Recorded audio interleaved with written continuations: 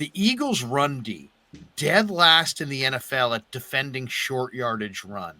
And then I look at that Atlanta game that the Niners went up against Mariota, and look how, without much weapons, they were so good on first and second down. The Falcons were. They got into a lot of third and shorts, and the Niners couldn't stop third and short.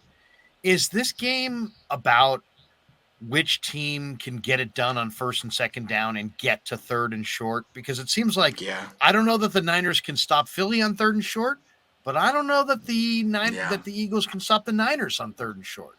I think you're absolutely right. I mean, if one team is behind the sticks consistently, like they're going to lose.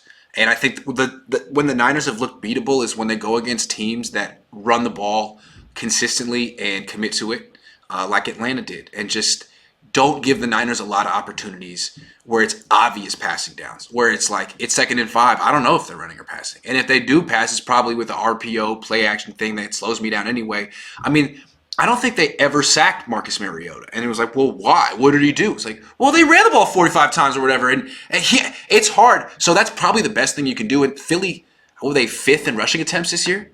So they run a lot. Yeah, they run a ton. And it's interesting. They dominate the second quarter. They get a lead in the first quarter, and then they just pin their ears back and hunt the quarterback. Yeah. And they've been dominating that second quarter. They've been passing. I talked to Howard Eskin from Philly. He's like, hey, they've been passing to get a lead and running to finish games out. So they're more pass happy first half, and they're run dominant in the second half, trying to put games away. That's what the Niners have been like recently. Yeah. And a lot of people think, okay, the Niners haven't played anybody and this and that. I'm looking at Philly. Strength of schedule. Niners are 31st. Eagles are 32nd. 32nd. It's amazing. So, this is going to be the toughest game of the year for the Niners. Yeah. This is going to be the toughest game of the year for the Eagles. So and not just because they haven't faced anyone. I think it's because they might be the 2 best teams in the league regardless of conference. These teams are stacked. Yeah. Stacked. Yeah. I mean, I think these are the two leading candidates for executive of the year. Yeah. It's interesting, too. Common opponents were Washington, Arizona, Dallas, the Bears, and the Saints. Against those 7 opponents, or against, let's see, those were 1, 2, 3, 4, 5. Those 5 opponents, Eagles went 4-3, and they were +6 in point differential in those games, in those 7 games. The Niners against those teams went 5-1. And the point differential was +101. The 49ers against common opponents are +95 in point differential. What do you make of that? Not much. I think this is like a specific matchup, and I'm not going to go back and look at what the Niners did with Jimmy Garoppolo 3 months ago as some indicator of what's going to happen in this game. I think these are really closely matched teams. I'm expecting a very close game, and I don't think that like one of these teams is fraudulent. I think that these are probably the 2 best rosters in the league. The 2 teams in the AFC have great quarterbacks, but I think these teams, like just at every freaking position, are stacked. And I think it's going to be a really fun game. I don't really know what to expect, if it's going to be high scoring, low scoring, but I feel like it's 2 teams that don't beat themselves either. Like Dallas beat themselves, Seattle beat themselves, Philly won't at all. No. So that's going to be different. Yeah, it's going to be a great game. It's going to be like, it feels like it's going to be Niners Cowboys from the 90s. Like that kind of a game.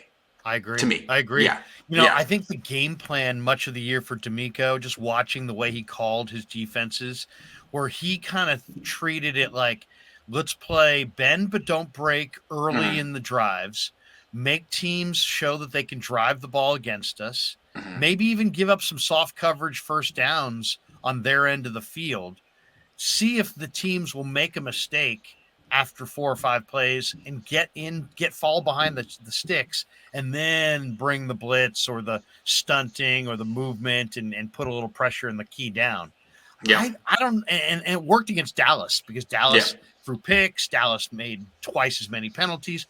I don't think that's going to work against Philly. I think the better plan here is to not let, contest every blade of grass up and down the field like it's the goal line, and just don't give any yard to Philly at all.